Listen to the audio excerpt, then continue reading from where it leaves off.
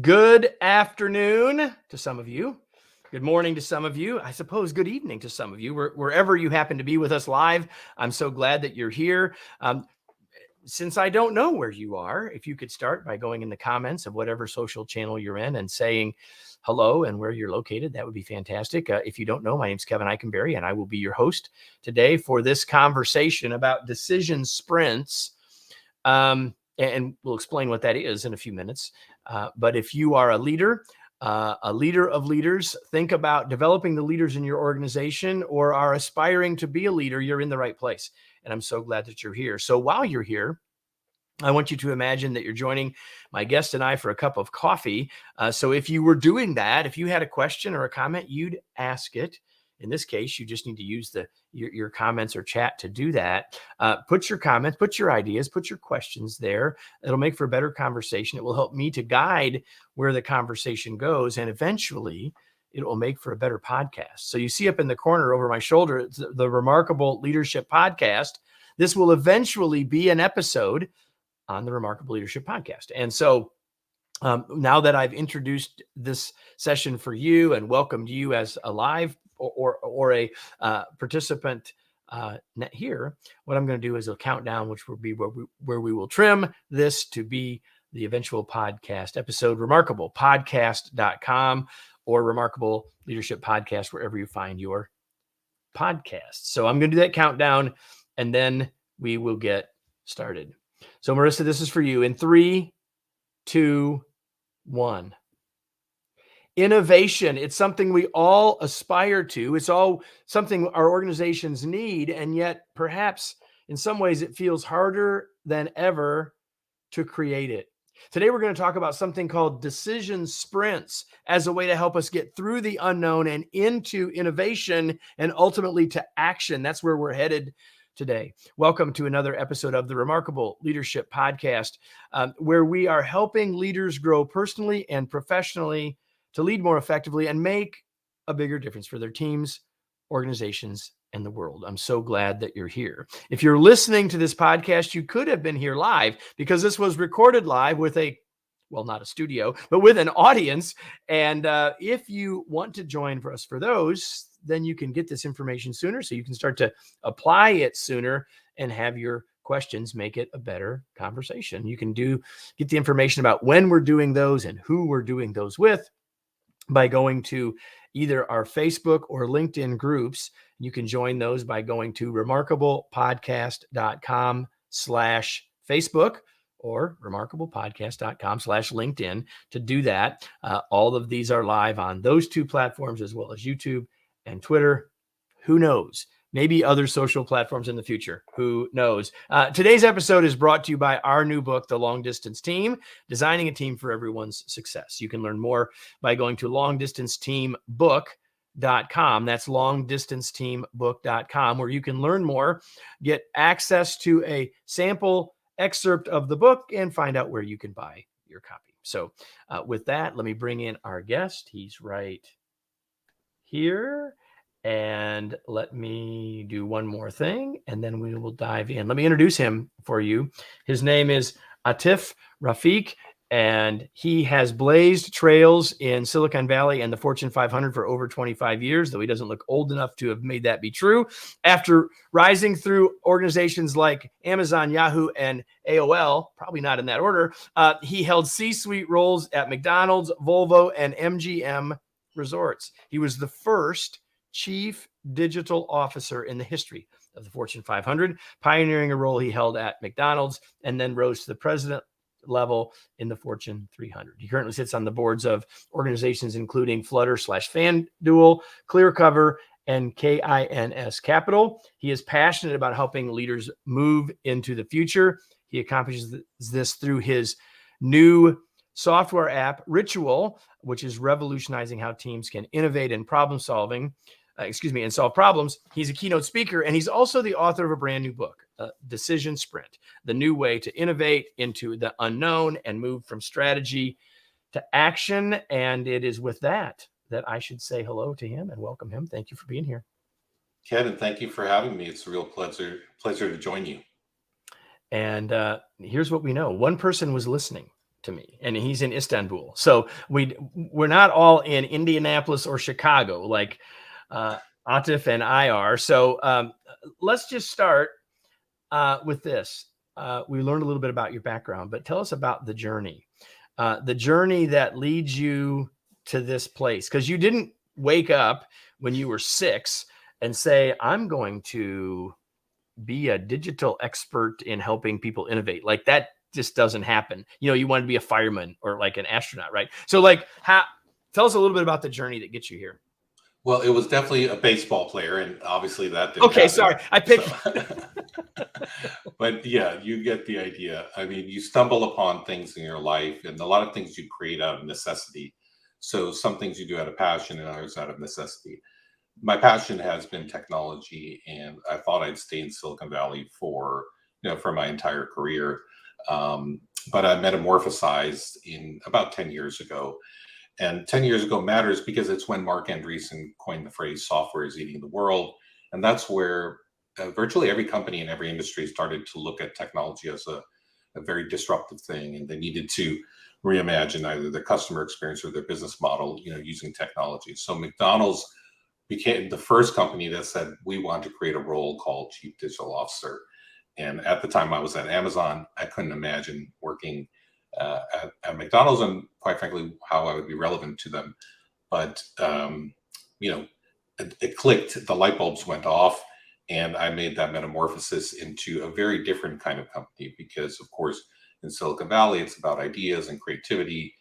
And in a company that's been around a long time, 60 years in the case of McDonald's, 100 years in the case of Volvo, it's more about doing what you did before a little bit better. So it's less about new ideas all the time, of course. So what I'm trying to say is that I was riding a cultural fault line, because I was kind of the guinea pig trying to get the elephants to dance. And so I had to create and look for ways to have these organizations be more open to new ideas and to innovate, because only the new things we would do for customers would create the growth we needed, which is what we were responsible for at the top of these companies. Yeah. So like you're at McDonald's, like how do I translate? Let me see if I can remember these right. Quality, value, service, and cleanliness into digital, right? Like what does that even mean, right? That's a great question. See, I really tried to speak in familiar terms, and so as opposed to talk about digitization, I spoke about convenience, and convenience as something that we've owned for 60 years because the company invented the drive-through. So when I came to the board within 45 days of joining the company, I said, I positioned it as McDonald's is about three things: taste, value, and convenience.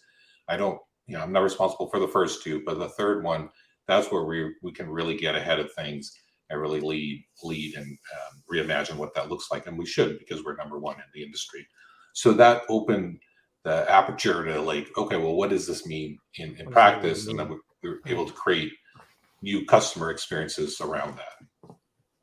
And we're not here to talk about just that. And you've certainly done many things other than that. But all of us, if you're sitting here, and even if you're in Istanbul or London, you probably know McDonald's. And like, yeah, you've got some sense about what some of those things look like today, a number of years later, obviously, Atif. But let's get into sort of the book, if you will.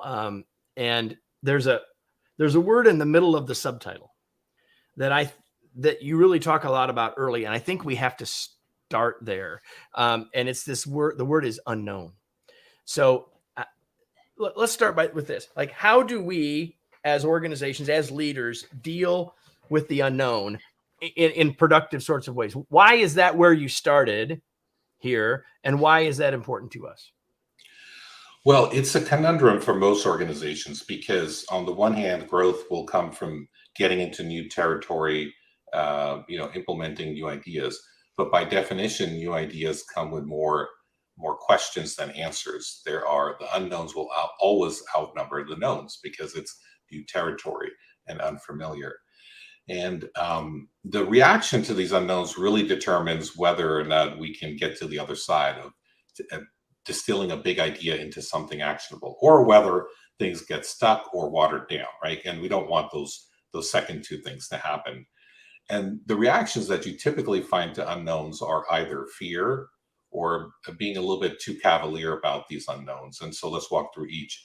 if the reaction is fear, then what tends to happen is a really quick rush to judgment where we water down the idea because we say, okay, well, what do we actually know today? And let's build a plan around that. And that tends to be incremental. And so that's a problem. And you typically find that in a large company that's been around a long time. The other way is a little bit more, well, let's just get started. Let's start Damn the prototyping. torpedoes. Let's go, right? Let's go. And that is more blank check experimentation. And you find that more in tech companies, but we're in an era of austerity. So whether you're Google or Netflix, that era ended about a year ago where all the CEOs are saying we need more purposeful innovation. So what do we do then? That's where I sort of centered everything around the unknowns. How do we make the unknowns actionable? Because the problem is not that they're unknowns, is that a month from now, we want to be a whole lot smarter about these unknowns to kind of see a clear picture of what we should actually be doing. Is the idea good or not? How specifically will the idea come to life? So making unknowns actionable is where I put my focus in this book. And that is exactly what you do in the book. And so in the very beginning of the book, you talk about where you've drawn inspiration for some of the stuff, and two of the books that you mentioned are books that I'm very familiar with and I agree with.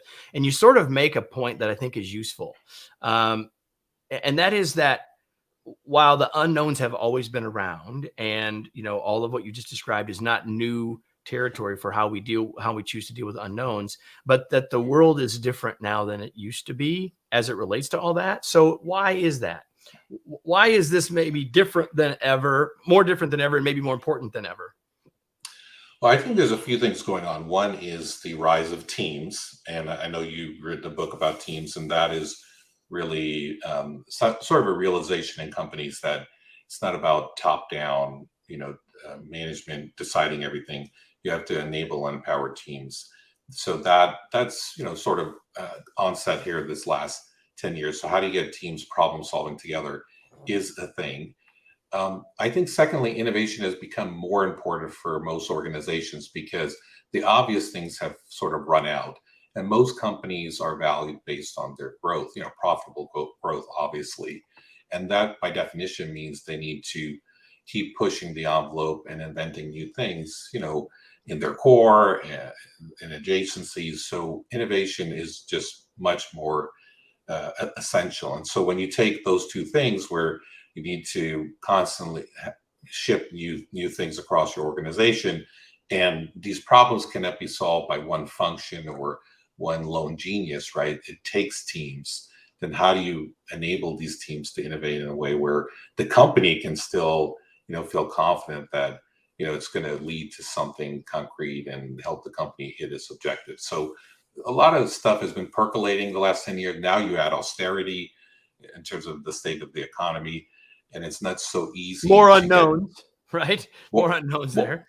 More unknowns. And the bar for innovation is higher. So they're saying, okay, if we're going to support this idea, you're going to get the buy-in, the green light, right? If the bar was at a certain point a year ago, it's even higher now. So you really want a more a confident way to put your recommendations on the table, the conclusions you're drawing, the buy-in you're trying to get. You need more. You need to tighten that up. And I think this is a way to help that.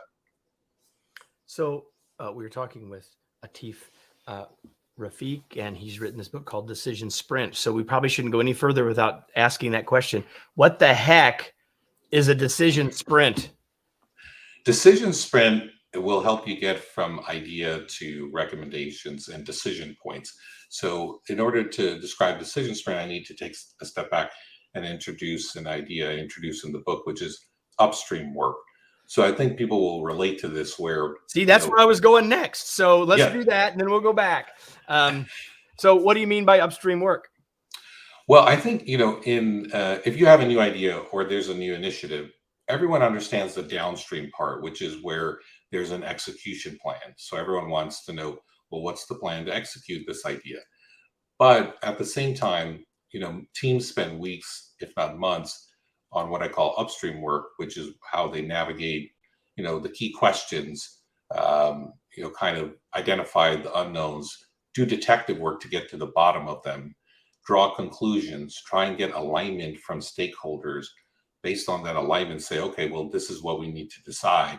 And then after decisions are made, only after decisions are made, are they ready to move on to create their execution plan. So it's the step from the raw idea to getting to a decision point and beginning to move on to plan your execution. So that is upstream work, and it takes a lot of energy and time and brain power in companies, and it tends to be unstructured. So what I offer to address upstream work, with a methodology that is, transparent to everybody, whether you're a team member or a sponsor, and also to kind of speed things up, is decision sprint. It helps you get from the raw idea stage where you could get stuck because there's a lot of unknowns and questions, to the point where you can make confident decisions. So one of the things that crossed my mind as I was reading, and as it crosses my mind even maybe a little bit more now that you're talking about this, is that, and so I'm going to make a statement and you can agree, disagree, whatever. So, especially in larger organizations, although I think it's true, as long as we've got one group kind of doing the upstream work, which is at least partially different from who's going to do the downstream or the execution work. Here's the statement. All of that brain power, all of that work that's gone in, all of that thinking that's gone into the upstream work has led all of those people to being in. They're bought in, they're on board, they're ready to go. And then one of the big issues in organizations is, but everyone else, when we get into execution, hasn't had all that, doesn't know all that. And like that gets in the way. And I know we're going to talk more about it, but I just because some people that are listening are already thinking that, okay, that's awesome, but not everyone's in that loop. And so we've got this big lag between the people that are already believers and the people that are like, this is brand new to me, and I don't know anything about what you're talking about. And I've still got all those unknowns in my head. What you're talking about is such a huge problem in companies. And the way I look at it is we need to take a very different approach. So what I am suggesting is a way to be inclusive around innovation without slowing down. So the inclusivity piece really does matter, because the participation and the input of the people you're talking about, let's just say you have a company, and the structure is you have the core and then you have an innovation team. Now, we've all seen situations where the innovation team, has bright ideas, can get a concept up and running, and then all of a sudden hits the brick wall because the core is not supported. That's the case we're talking about. Well, the reason for that is because there are important inputs from the core that were not factored into how, people thought about, the concept or taking the idea forward. The reason even why, maybe making the idea better. Oh, by the way, not just getting acceptance and understanding, but making it better. Go ahead.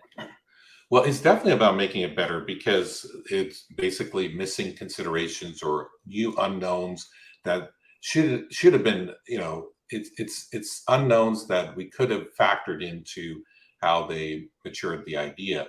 Now, the innovation teams, obviously there's the human factors where, you don't want to get drowned out by all the skepticism, so you try and keep a little space.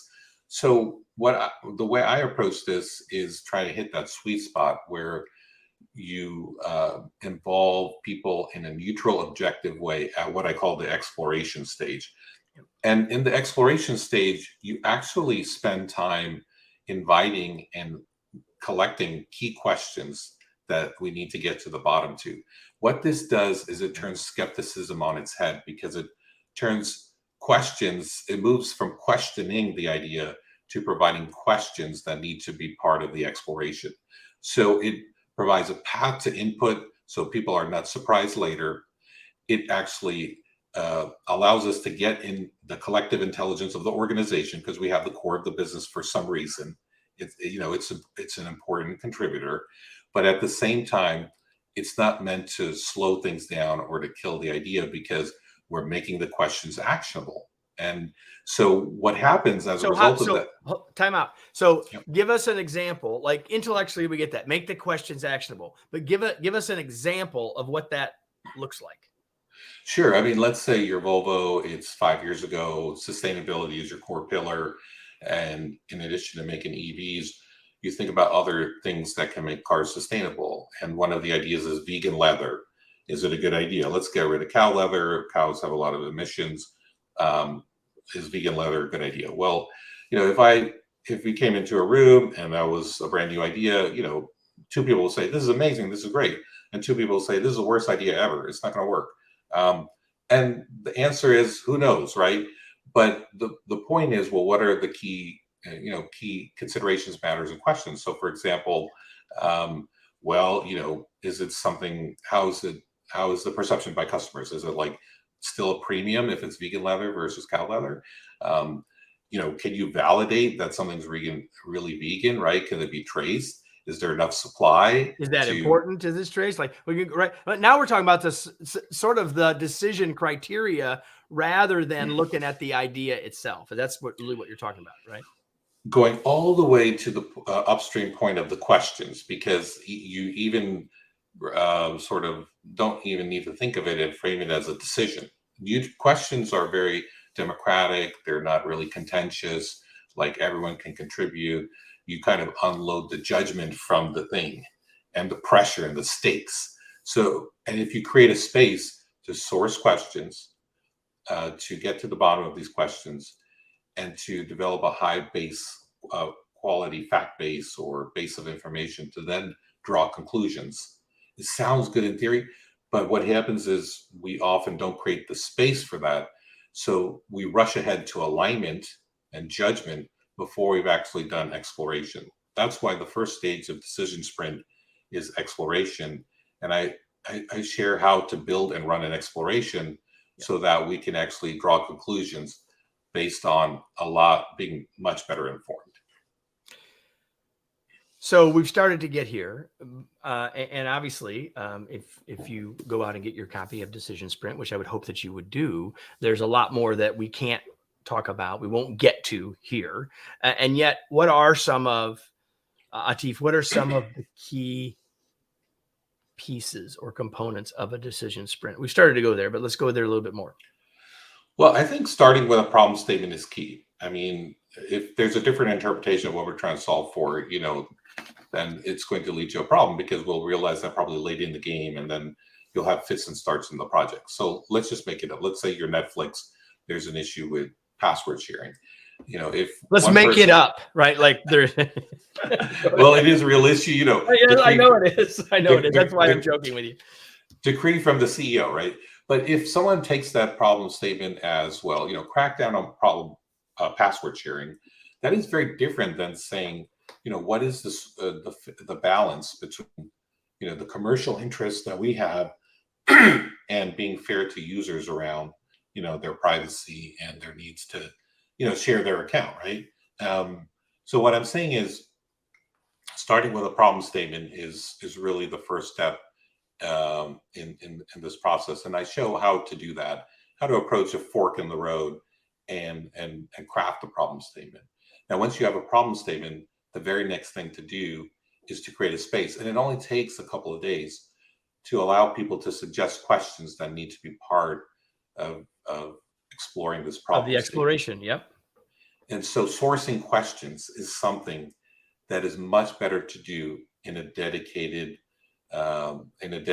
way, rather than having these questions come up in a very unstructured way over weeks and months, where you then have to rework a lot of your ideas and the conclusions and your recommendations. So sourcing questions. So when you think about, I'm sorry, I didn't mean to interrupt you. Go ahead. No, I was just saying. So yeah, sourcing questions, and then think of that as getting to first base.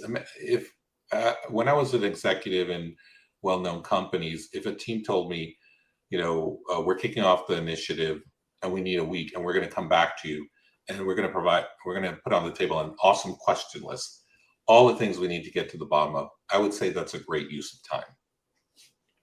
So when you say create space, are you talking about a platform for that, something that's virtual? Are you talking about space like we're going to get together face to face? Is it a yes and? Like, what do you mean?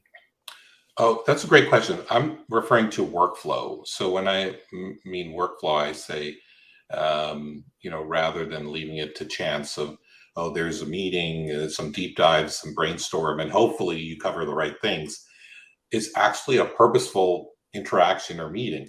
Now, some of these things don't need to be meetings. You can do them asynchronously, and I'll talk about that in a second. But when I talk about creating space, I'm talking about specific steps and a sequence of steps. So you have a problem statement, then you actually give people through, a couple of days to suggest questions. They can do that, asynchronously.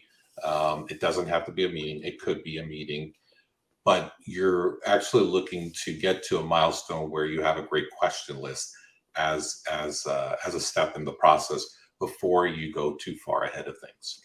And I so think it's really that about workflow.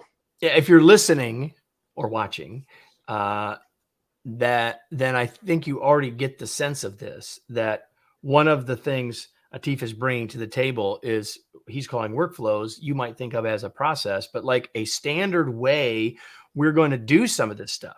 Right. And so that's what I love about this book. You might think, well, this is a book by a guy who's been in the C-suite. He's been like at the top levels of big organizations, and this is going to be sort of ethereal. This book is, and the ideas that we've been talking about for the last 25 minutes are very much about like, here's how to do it, and here are the steps that we can take. So again, you and I could have a very long conversation, and I know that I would enjoy it greatly.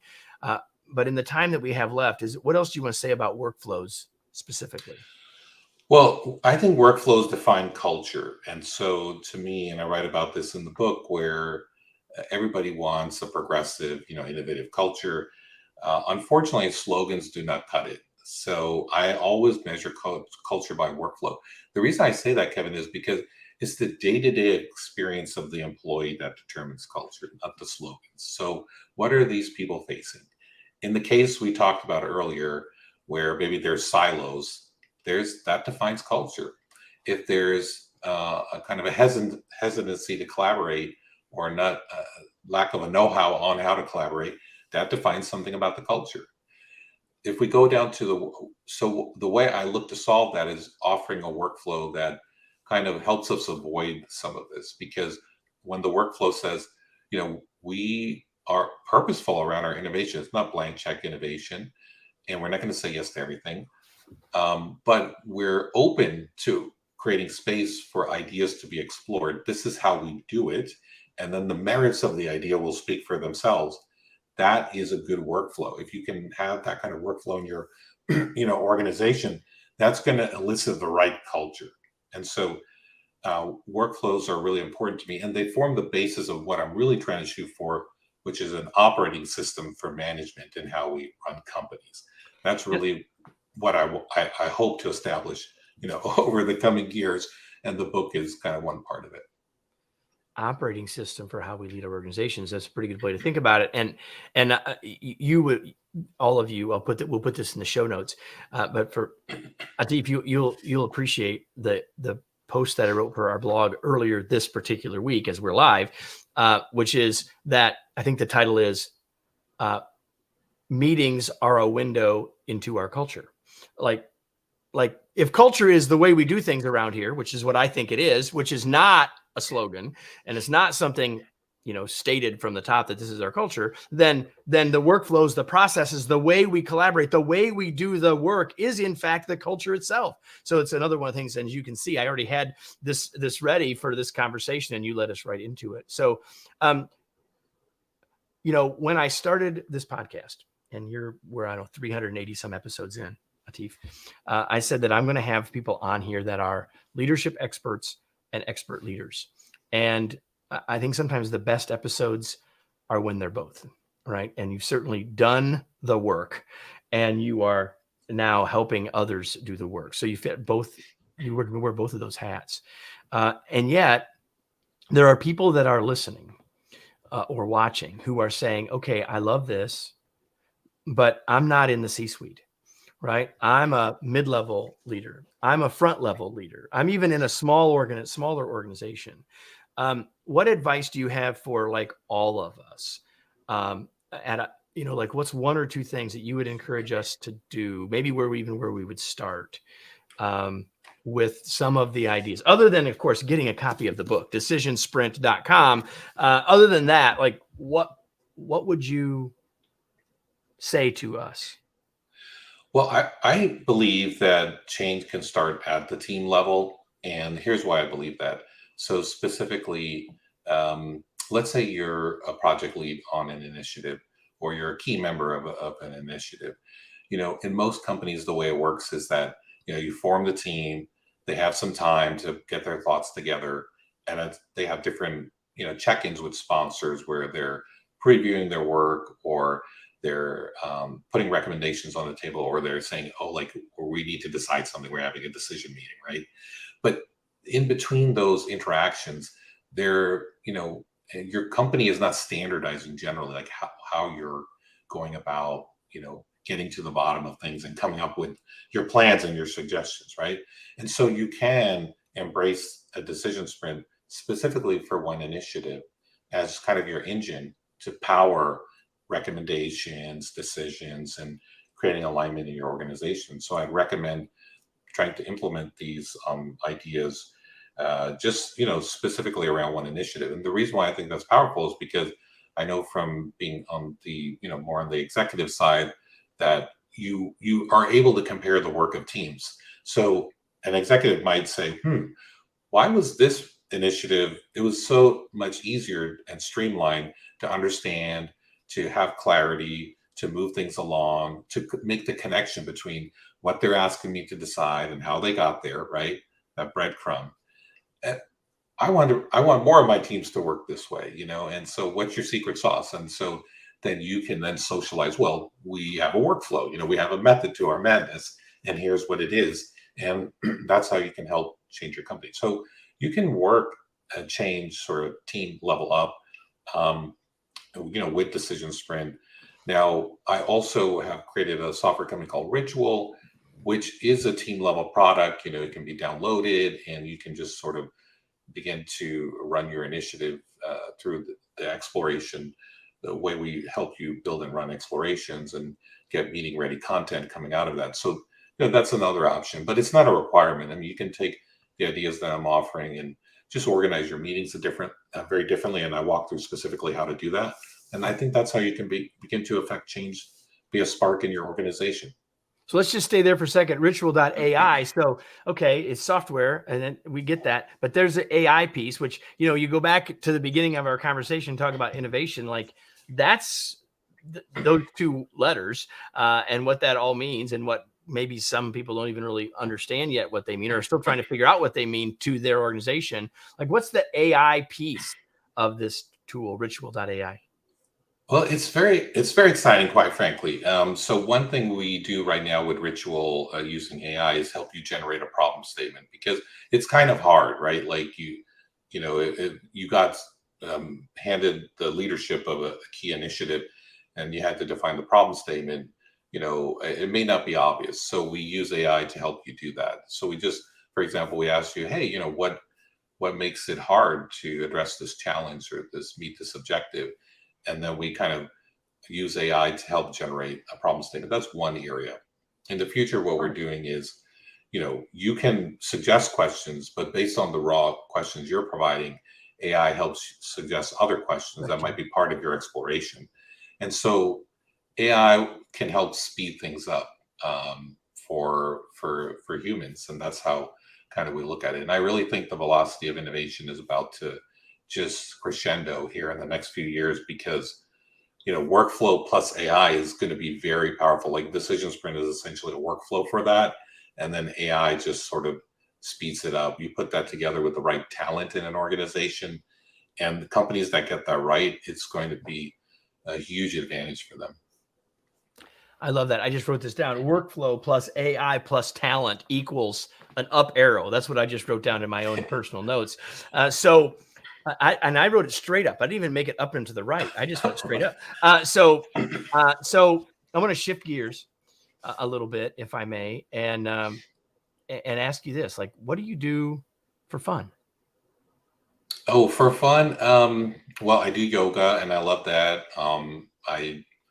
I take walks. I love sports, so I attend a lot of sporting events, professional sports teams.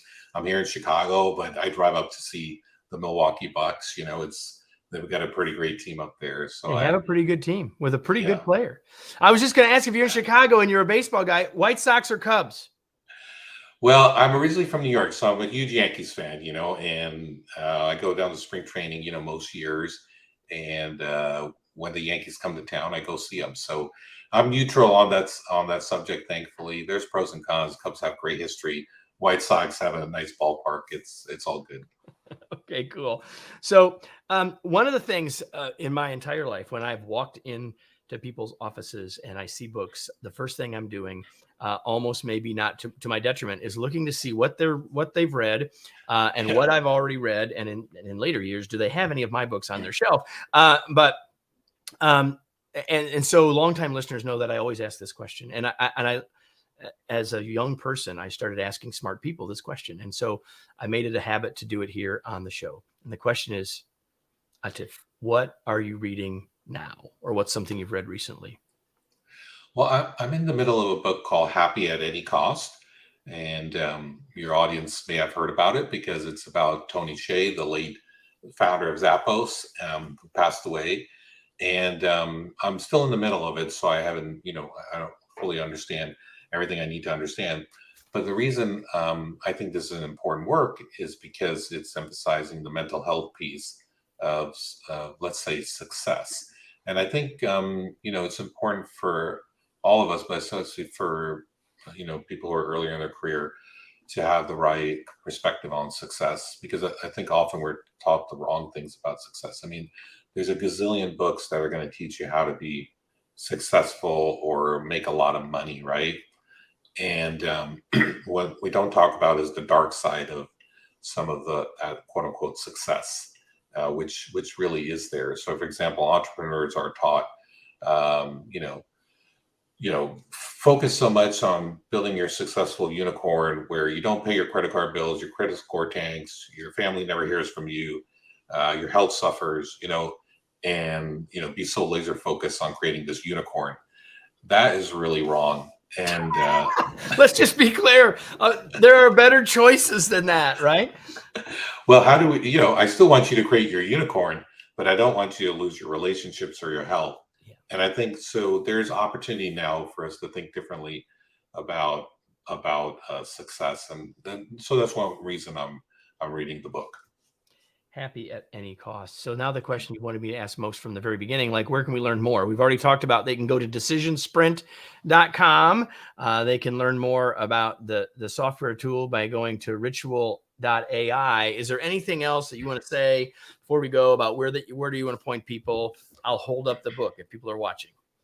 Oh, thanks so much, Kevin. Well, you can always reach me on LinkedIn. I do respond to mails I get there. And on LinkedIn, I have a newsletter. It's called Rewire. It's one of LinkedIn's top 50 newsletters. So if you punch in Rewire and my name, my first name or my last name, you'll find it. And would love to have people subscribe so they can hear more ideas around.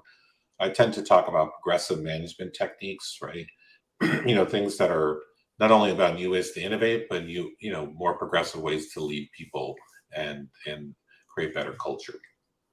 And everyone, I have not seen the first issue, but I have subscribed myself. So I hope that you'll join both of us there. So now, before we go, I have a question for all of you. And many of you know, if you've watched before or listened before, you know this question.